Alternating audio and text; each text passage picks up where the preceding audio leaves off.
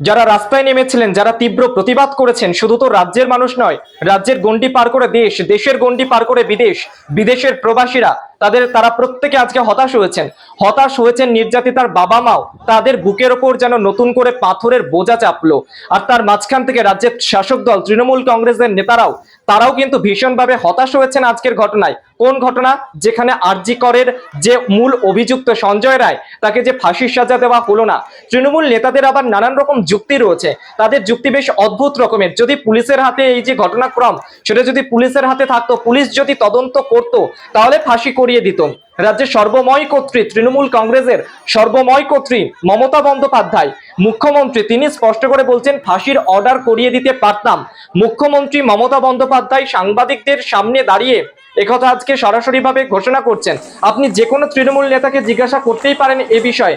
রাজ্যের আইন শৃঙ্খলা, রাজ্যের পরিস্থিতি, রাজ্যের নিরাপত্তা নিয়ে, যেখানে আরজিকর হাসপাতালে তরুণী চিকিৎসককে খুন করা হলো, ধর্ষণ করা হলো, সেই নিরাপত্তা সহ রাজ্যের নিরাপত্তা যদি জিজ্ঞাসা করেন, তৃণমূল নেতারা একেবারে ডেটা তুলে ধরে আপনাকে বুঝিয়ে দেবে যে এনসিআরবির যে রিপোর্ট রয়েছে, সেই রিপোর্টে রাজ্য কতটা সুরক্ষার জায়গায় রয়েছে, রাজ্য কতটা সুরক্ষিত রয়েছে, একেবারে স্পষ্ট করে জানিয়ে দেবে তারা।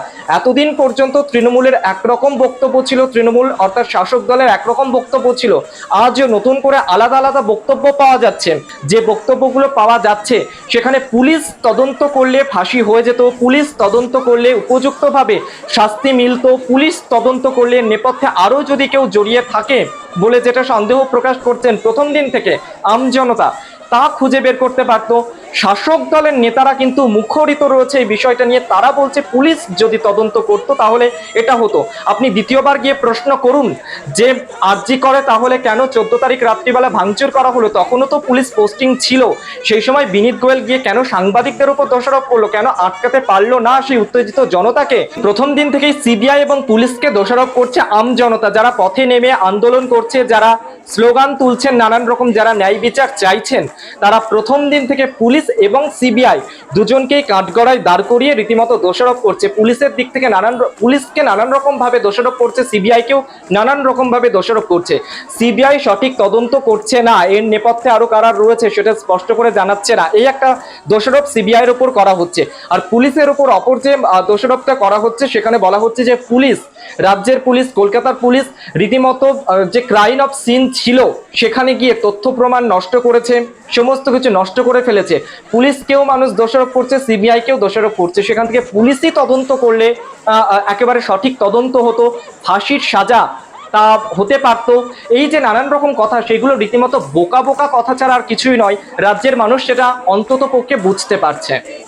মোদ্দা কথা হচ্ছে রাজনীতি অনন্ত, যেখানে এর আগেও রাজনীতি ছিল, বর্তমানেও রাজনীতি আছে, এর পরেও রাজনীতি থাকবে। রাজনীতির জায়গা থেকে রাজনীতিকরা নানান রকম ভাবে নিজেদের যে দলের যে বার্তা, নিজেদের দলের যে মুখ, সেই মুখ রক্ষার্থে নানান রকম ভাবে কথা বলছে। বিভিন্ন রাজনৈতিক দল তারা এই বিষয়ে কথা বলছে এবং তাদের যে বক্তব্যগুলো রয়েছে তার মাধ্যমে তাদের রাজনৈতিক দলটাকে সুরক্ষিত রাখা, সেফ রাখা, সেই বিষয়টাকেই মূলত কাজে লাগাতে চাইছে।